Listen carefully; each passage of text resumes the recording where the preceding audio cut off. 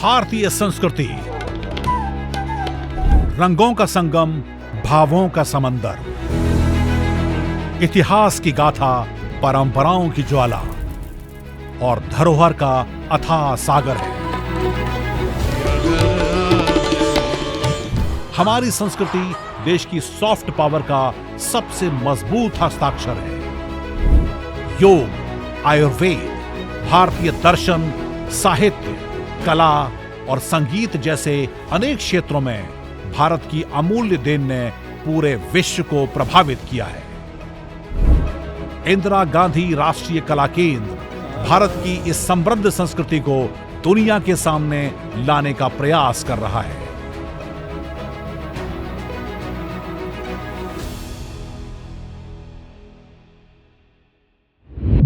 नमस्कार, हमारे विशेष साप्ताहिक शो संस्कृति संवाद में आपका स्वागत है। मैं हूं नमिता। इस कार्यक्रम का उद्देश्य है भारत की समृद्ध कला, संगीत और साहित्य की अमूल्य धरोहर को आप सब तक पहुंचाना। हमारे इस शो में हर हफ्ते हम भारतीय संस्कृति के अलग अलग पहलुओं के साथ आपको रूबरू करवाते हैं। तो आइए शुरुआत करते हैं आज के संस्कृति संवाद की। सबसे पहले देखते हैं झलकियां। गुजरात के मुख्यमंत्री भूपेंद्र पटेल ने 3 दिवसीय सोमनाथ महोत्सव का शुभारंभ किया। अरे अवध में बाजे ला बधैया हो रामा अवध। औनितिज्ञ व दर्शन शास्त्री कौटिल्य के द्वारा राज्य शासन, अर्थनीति और विधिक नियमों का उल्लेख। Where he wants to throw open art practice to cover the whole panorama. यहाँ प्रतिवर्ष कई त्योहारों और अन्य शुभ अवसरों पर कई रंगारंग कार्यक्रमों का आयोजन होता है।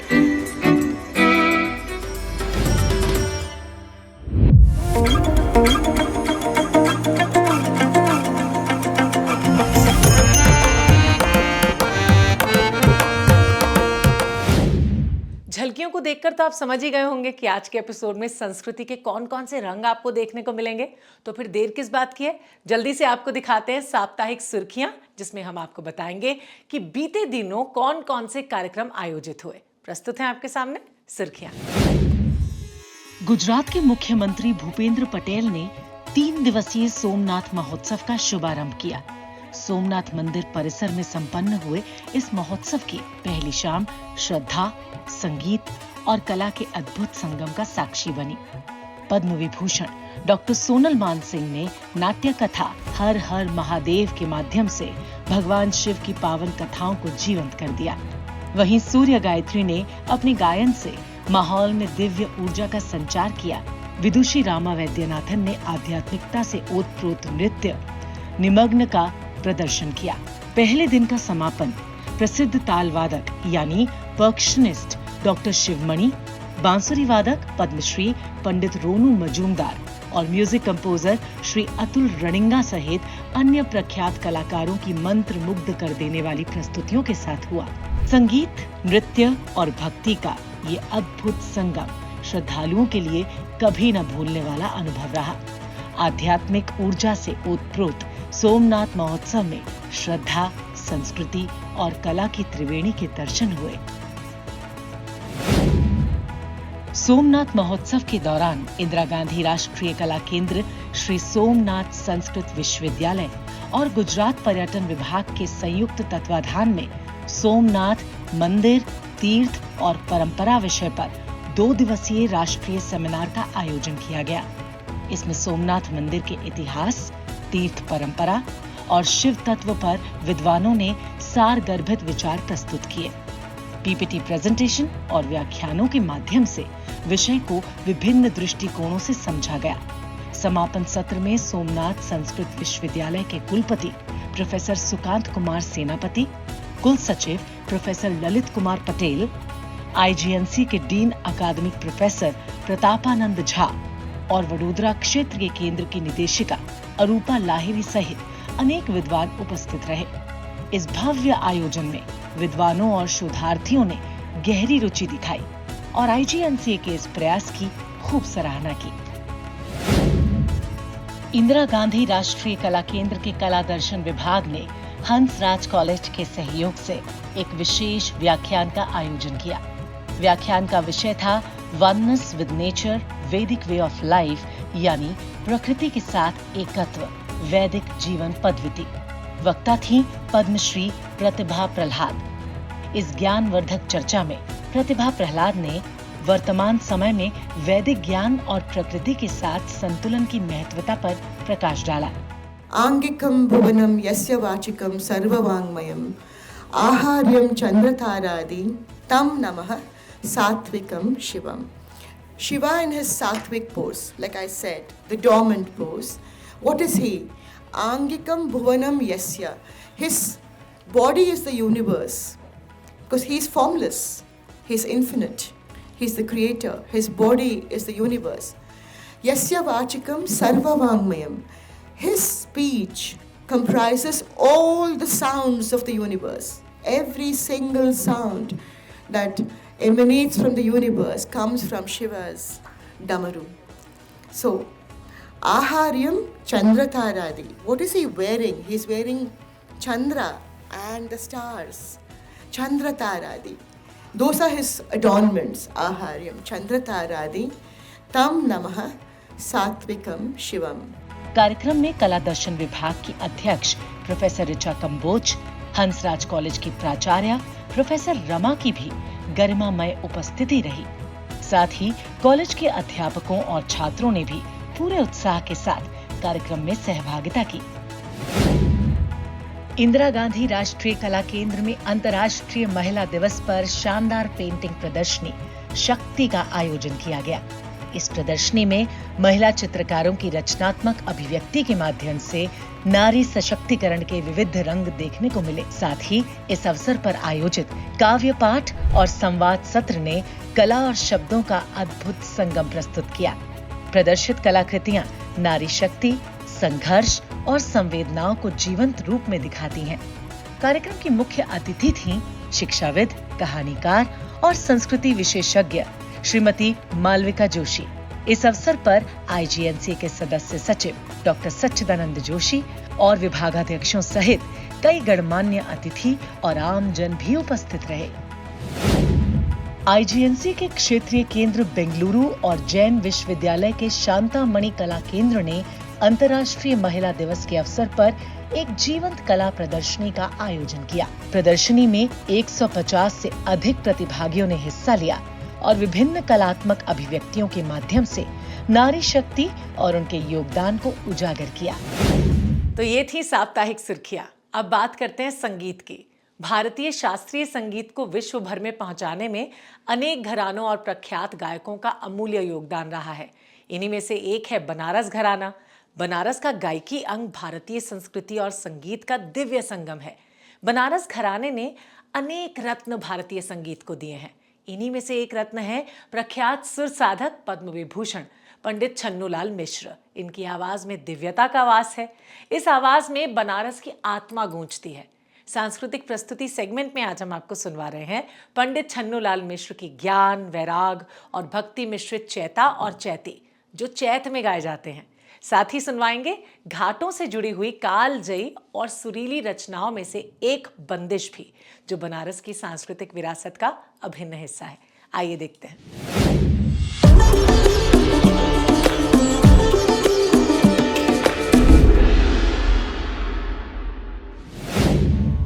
चैता, चैती और घाटो। गौर करेंगे, आजकल खाली चैतिये गाया जा रहा है, लेकिन दो ठो विधा जो है संगीत का वो समाप्त होता जा रहा है। चैता, चैती और घाटों में क्या अंतर है? ज्ञान, वैराग और भक्ति, ये शिव की नगरी है। पहले चैता पुरुष है। अरे अवध में बाजेला बधैया हो रामा, अवध। देहातों में जब राम जन्म होता है तब इसको गाते हैं, आज भी इसकी प्रथा है। अरे अवध में बाजेला बधैया हो रामा, अवध नगरिया, अवध में बाजेला बधैया हो रामा, अवध नगरिया रे, अवध में बाजेला बधैया।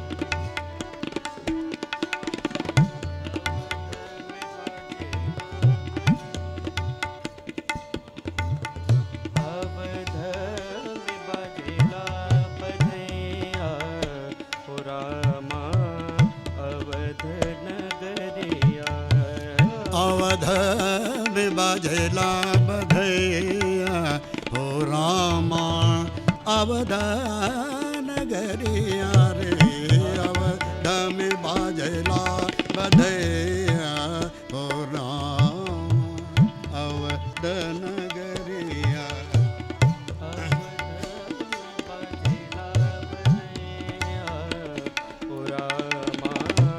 राम लक्ष्मण भरत शत्रुघ्न राम लक्ष्मण भरत शत्रुघ्न जन्म लिए चारों भैया हो रामा जन्म लिए चारों भैया हो रामा अवध नगरी अवध में बाजेला बधैया हो रामा अवध नगरिया अवध में बाजेला बधैया बाजेला बधैया बाजेला बधैया। ये हुआ पुरुष। अब स्त्री, गाने से ही लगेगा कि हाँ स्त्री किस तरह कोमल होती हैं और कैसे कहती हैं। होत भोर तोर खोतवा उजड़बो खोतवा उजड़बो। फिर विचार किया कि पेड़ रहेगा तो फिर घोंसला लगा लेगी। होत भोर तोर खोतवा उजड़बो और कटैबो वन बगिया रामा और कटैबो वन बगिया। हाँ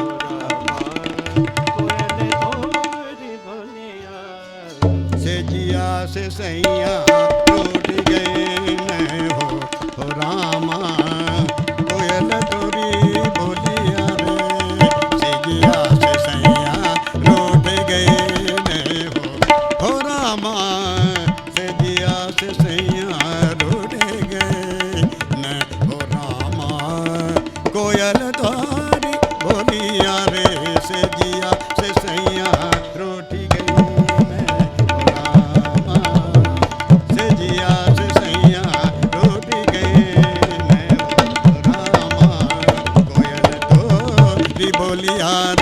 से जिया से सैया टूट गई मैं सैया टूट गई मैं सैया टूट गई मैं।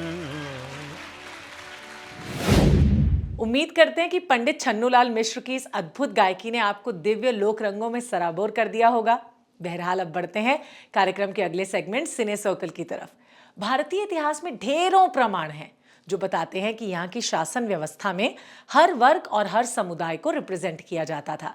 सिने सर्कल में आज हम आपको दिखाएंगे लोकतंत्र पर आधारित फिल्म भारत लोकतंत्र की जननी के कुछ अंश, जिसमें कौटिल्य और शासन के सिद्धांतों के बारे में बताया गया है।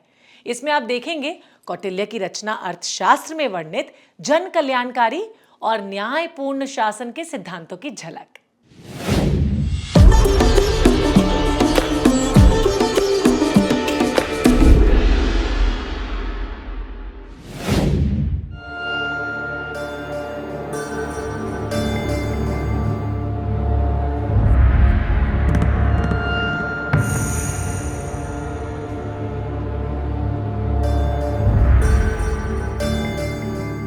लोकतंत्र का विचार और अभिव्यक्ति भारत में प्राचीन काल से व्याप्त और प्रचलित है। ये मान्यता स्पष्ट रही है कि प्रजा या कहें कि नागरिकों की समृद्धि और कल्याण में ही राजा या राज्य प्रमुख की वैधता एवं शक्ति स्थापित होती है।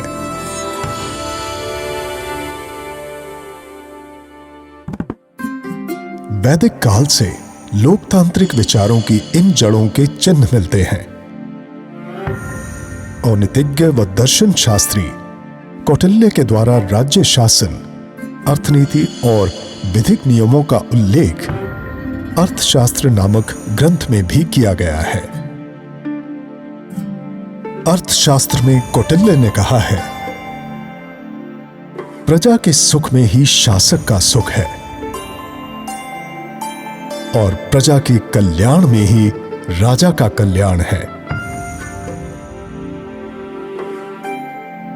राजा के लिए वह लाभदायक नहीं है जो उसके लिए सुखद है, बल्कि लाभदायक वह है जो प्रजा के लिए सुखद है। उन्होंने स्पष्ट कहा है कि प्रजा से ही राज्य निर्मित होता है। बिना प्रजा की राज्य में समृद्धि भी व्यर्थ है। कहीं वह लिखते हैं, एक राजा जो सुशिक्षित, अनुशासित और राज्य के सभी प्रजा व प्राणियों के लिए समर्पित होता है, वह निर्विरोध रूप से अपने राज्य में आनंद से रहता है। ये ऐसे विचार हैं जो एक राजा की एक तंत्रीय शक्ति को मान्यता नहीं देते, बल्कि वे उसे प्रजा की इच्छा का आदर करने का आग्रह करते हैं। ऐसे विचार जो एक लोकतंत्र का केंद्र बिंदु होते हैं। कौटिल्य प्रजा की शक्ति को जानते थे और यह भी कि उनके प्रतिनिधिगण शासन विधि को प्रभावित कर सकते थे। इसलिए उनका अर्थशास्त्र बताता है कि राजा के साथ व्यवहार कैसा होना चाहिए। किसी को भी जो सुखद और लाभदायक हो वह व्यक्त करना चाहिए, ना कि जो सुखद तो हो लेकिन हानिकारक हो सकता हो। और राजा से एकांत में वह व्यक्त किया जा सकता है जो सुनने में अप्रिय लगे लेकिन प्रजा के लिए लाभदायक हो। आज के लोक कल्याण राज्य से कहीं पहले कौटिल्य ने इस विचार का समर्थन किया था और कहा था कि राजा अर्थात राज्य को बच्चों, वृद्धजनों, बीमार और असहाय प्रजा तथा पीड़ित महिलाओं की देखभाल करनी चाहिए। वह ये भी कहते हैं कि शासकीय संस्था के संघ प्रधान का व्यवहार संघ के सदस्यों के साथ न्याय संगत, लाभदायक व आनंदमयी होना चाहिए और उसे स्वयं नियंत्रित, समर्पित होकर सबकी सहमति लेनी चाहिए। आज का भारतीय शासन प्रारंभ से ही सिद्धांतों के प्रति बहुत सजग रहा है, जो आश्वस्त करता है कि नागरिकों का कल्याण और सुख ही शासक व प्रधान का सर्वोच्च कर्तव्य रहा है। एक लोकतंत्रीय आदर्श जो भारत की उपजाऊ धरती में निरंतर अपनी जड़ें जमा रहा है। सिने सर्कल के बाद अब बारी है विशेष साक्षात्कार सेगमेंट की। इस सेगमेंट में हम आपको दिखाते हैं देश दुनिया के प्रख्यात कलाकारों, साहित्यकारों, आध्यात्मिक विचारकों, पत्रकारों और चित्रकारों के साथ हुई बातचीत के अंश। मूर्तिकला हो या चित्रकला, ये प्राचीन काल से ही भारतीय संस्कृति का प्रमुख अंग रही है। अनेक दिग्गज कलाकारों ने कला को आगे बढ़ाने में अहम भूमिका निभाई है। ऐसे ही एक कलाकार हैं प्रसिद्ध मूर्तिकार और चित्रकार पद्म विभूषण कलपति गणपति सुब्रमण्यन। इन्होंने पारंपरिक भारतीय कला रूपों को आधुनिक दृष्टिकोण के साथ संयोजित किया। गणपति सुब्रमण्यन की कला में परंपरा और नवाचार का अद्भुत मिश्रण देखने को मिलता है। इन्होंने समाज, धर्म और संस्कृति के विभिन्न पहलुओं पर विचार करने के लिए लोगों को प्रेरित किया है। केजी सुब्रमण्यन तकनीकी कौशल के साथ साथ कला की भावनात्मक अभिव्यक्ति पर भी जोर देते हैं। विशेष साक्षात्कार के सेगमेंट में हम आपको मिलवाने जा रहे हैं इन्हीं से, तो देखते हैं इनसे हुई बातचीत के कुछ अंश।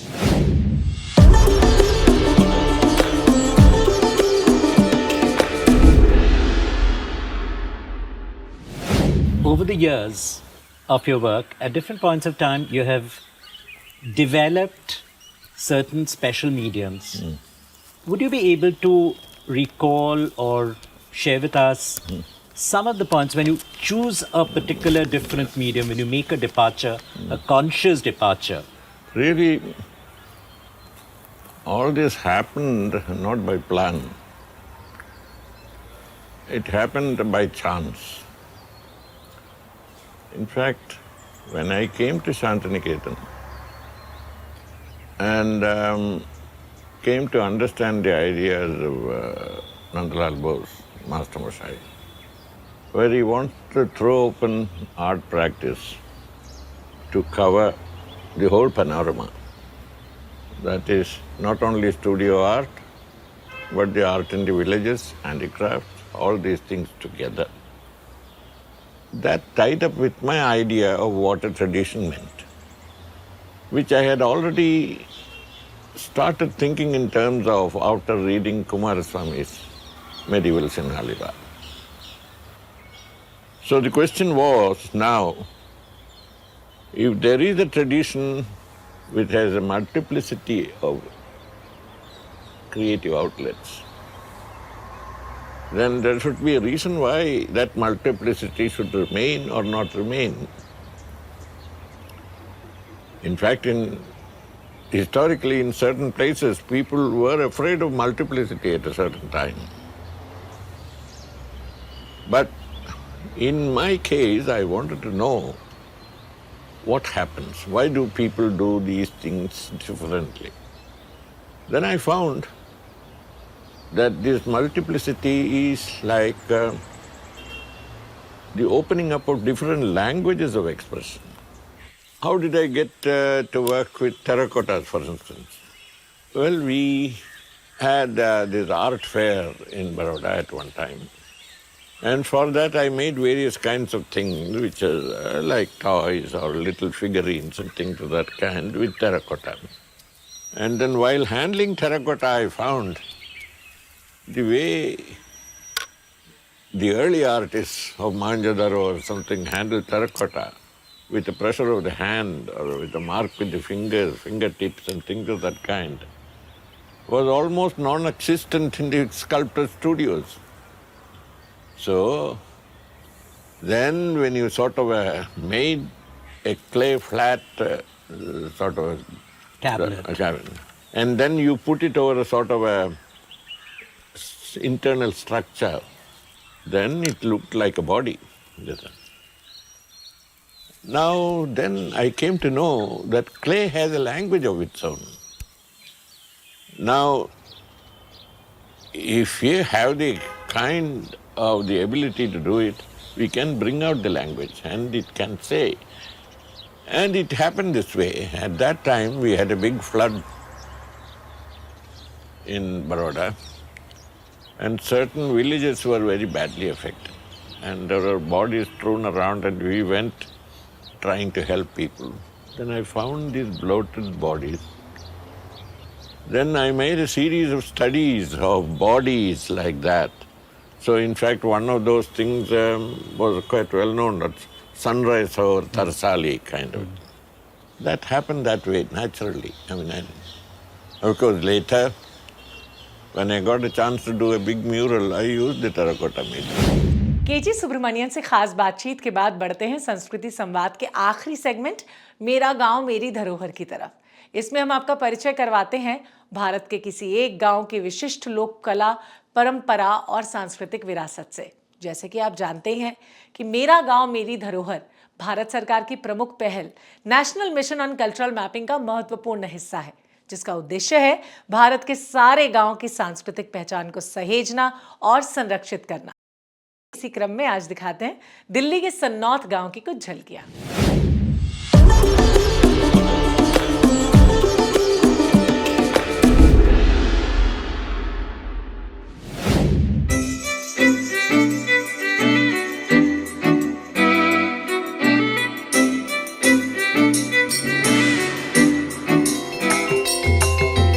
सनौत हरे भरे उद्यानों के बीच लहलहाते खेतों में बसा हुआ सनौत नॉर्थ वेस्ट दिल्ली की नरेला तहसील में स्थित एक मध्यम आकार का गांव है। गांव में मुख्य रूप से हिंदी बोली जाती है, पर साथ साथ ही यहाँ की जबान में उर्दू, पंजाबी और हरियाणवी भाषा की झलक भी देखी जा सकती है। गांव में बने विद्यालय नवीनतम शिक्षा प्रणाली का पालन करते हुए यहाँ की शिक्षा स्तर को बेहतर बनाने में कार्यरत है। गांव का बाजार यहाँ के लोगों की तरह तरह की मूल जरूरतों को पूरा करता है। गांव कृषि प्रधान है। यहाँ मुख्य रूप से गन्ना, धान, गेहूं जैसी फसलें उगाई जाती हैं।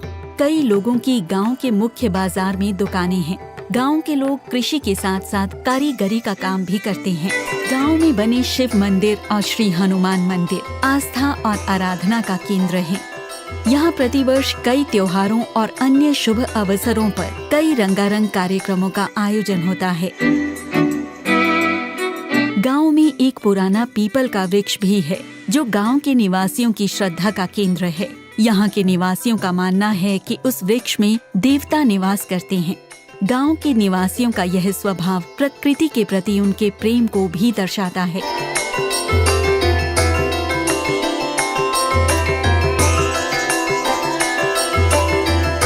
यहाँ का स्वच्छ परिवेश, सादा वातावरण आपको शहर की भागदौड़ और तनावपूर्ण जिंदगी से फरार प्रदान करने का काम करेगा। यहाँ अवश्य ही आएं। यहाँ की यात्रा आपको मंत्रमुग्ध कर देगी। उम्मीद करते हैं कि संस्कृति संवाद का हमारा आज का एपिसोड आपको पसंद आया होगा।